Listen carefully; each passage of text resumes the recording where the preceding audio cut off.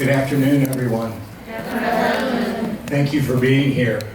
I have a hopefully short talk for you, and it's, as we titled it, a life lesson. And I'm going to tell you a little bit about my career and where I've gone in higher education, starting in K-12 education in America. It's a very unusual route to the presidency. There are very few people that have done the path that I did to become president of a university. I hope it's interesting.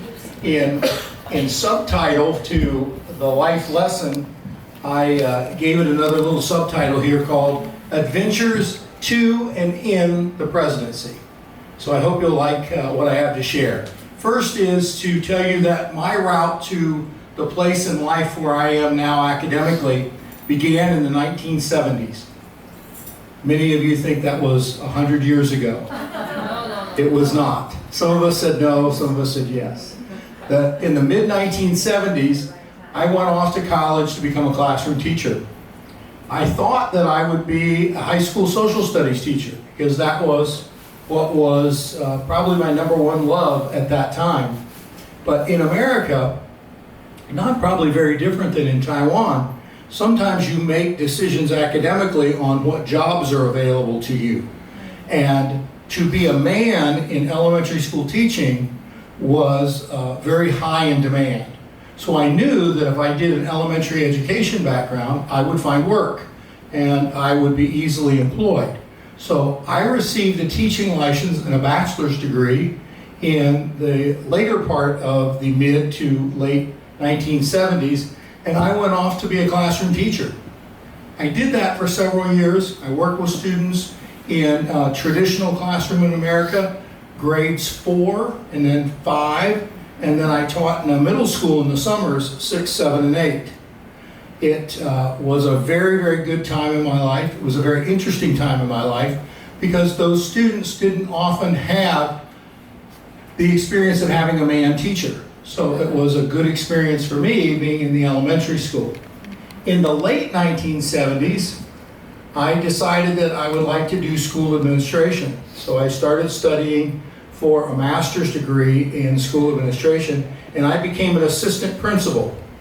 And in the United States, assistant principal does lots of things the principal doesn't want to do. And that means that you get a very broad experience in working with young people and their parents and curriculum projects. And I liked that job. I finished my master's degree. I enjoyed that job. And I enjoyed it enough that I decided that maybe I would like to be a principal. So I went from classroom teacher to assistant principal to principal. When I was an assistant principal, I was in a building that had kindergartners through 5th graders. So pretty little children to grade 5 students. There were 800 students in that school. I was in what we call suburbia in America, not in an urban area, but in the outside of an urban area. When I became a principal, I went to a very rural area. It was very different. It was a large school, but very different. Much more poverty, much less parent involvement, and much more focused on agricultural life. You would think that I understood all of that because I grew up in a very small town in the same state where I became a principal. But it's different growing up in those communities versus leading and working in those communities.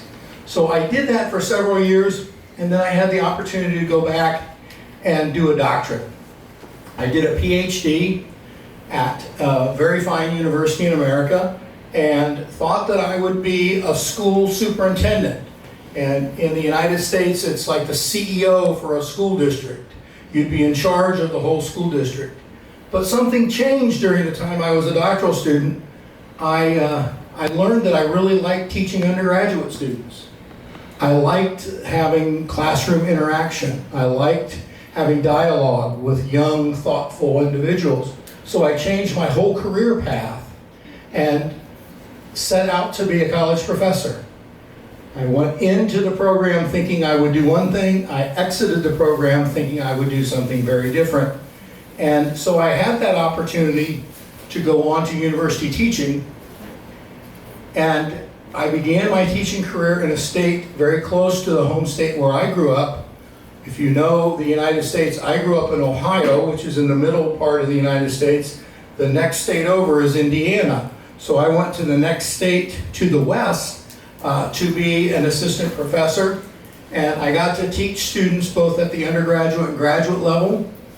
And I enjoyed that immensely. And I found that I liked it, and I liked the opportunities enough that I thought I would keep doing that. So I had a chance to go to Texas, which is far to the west from Ohio and Indiana, and pretty far to the south. And the south part of Texas is very much like the weather here. Pretty hot, pretty humid, very different than the weather in Ohio and Indiana. But I enjoyed the teaching there, and I did that for several years. And there are opportunities that come in life that you don't always plan. And I was working, and Connie and I were both on faculty at the same university, and we were working with our students, and I had a call where someone said, "Would you like to be a dean?" And I thought, well, I hadn't really thought that that would be what I would do next, but I answered that call. I went to do an interview, very American style interview, where you have lots of walking around campus and you interview and you talk to lots of people. And I was given that opportunity to work at one of the Indiana University campuses. So I moved back to Indiana. It seems like I am going all over the United States, and somewhat I feel like I have done that in my life. And I had the opportunity to work with faculty and students and staff in Indiana. I did that for quite a few years, and I had the opportunity then to come back to my home state in Ohio and become a campus dean that ran a campus that was by itself away from the major university. Bowling Green State University is a very large state university in Ohio, and they had a smaller campus that was not attached to the university, and I went to be the leader of that campus. And while doing that, I got very involved in working with business and industry, and we started up a number of projects. So the president at Bowling Green State University asked me one day, "Would you like to stop being a dean and be a vice president?" And if you don't understand American higher education, a vice president gets paid a lot more than a dean. So it didn't take me very long to say yes. It was a great opportunity, and it was a great step up in higher education.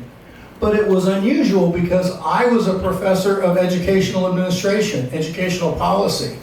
And the president had asked me to do economic development work, which is almost always done by a person in business or economics. And I still say to this day, the president and I remain friends, that his faith in me was greater than my faith in myself. That I wasn't sure that I was the right guy to do that job. He was convinced that I was, because I had had good relations with business and industry. So I thought, if he believes I can do it, why don't I believe I can do it? And so I took that opportunity, and I became his vice president and stayed almost 9 years at Bowling Green State University, doing both economic development work in the latter part of my time, and in the earlier part of my time being a campus dean. So given all of that, you start to think, well, what do I know in life? I knew that I enjoyed writing, because I had published a number of works in my life. I'd had manuscripts published, I'd had articles published, I did chapters of books published. I knew I liked to write. I hope, as you see today, I like to speak to groups. I enjoy public speaking. And I really like working with people.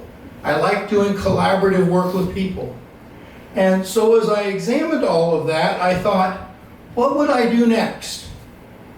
I'd been all the way back to a classroom teacher, to an assistant principal, to a professor, to a dean, to a campus dean, to a vice president. Sounds like I can't keep a job, right? I kept doing different things in either public school or higher education. And I always enjoyed them, so I thought, what would I do next? Well, if you, again, study American higher education, there's only one spot after you've been a vice president that you would ascend to. You would become a university president. So I thought, I wonder if I could do that. I wonder if that would be something that I would enjoy, if that would be something that I could do and I could do successfully. I knew that I liked to do certain things that I thought presidents had to do. In the United States, it's very common that presidents must request money from other people because the state and federal government and student tuition doesn't cover all of the expenses of higher education. We have to go out and ask for donations for people to support us. I liked doing that. I liked creating curriculum. So I took the chance and I interviewed for a job in South Dakota. How many people know where South Dakota is in the United States? Anybody know? One of the coldest states in the nation, one of the most isolated states in the nation. But it was the first opportunity I had to be a president. It was a small college with about 4,000 students, and it was in a very remote part of South Dakota, the northeast corner of South Dakota. Our first year there, the winter temperature, the coldest winter temperature, minus 36 F. Cold. But we found several things that we liked. Connie and I found things that we liked. And one of them was that university had tremendous global connections. We had students that came to that very small university in large numbers from South Korea, from China, from Saudi Arabia. And we learned that in all of my work before, I had worked with international students and international faculty and international staff. But when you're in a campus that is that important to the campus, you learn how much you either like or don't like working in a global environment. So from that time in my life to now, I have been to China 6 times. I have been to Taiwan once. I've been to South Korea 3 times. I've been to Japan. We've traveled literally all over the world working with students and faculty and staff because of the fact we enjoy that kind of work. We enjoy having students come to our campus and for our students to go to other campuses. So I continued doing that for about 7 years. And then I had the opportunity that I currently have at Eastern Michigan University. Eastern Michigan is a very big place. 21,000 students or more. 2,000 faculty and staff. Remember the college where I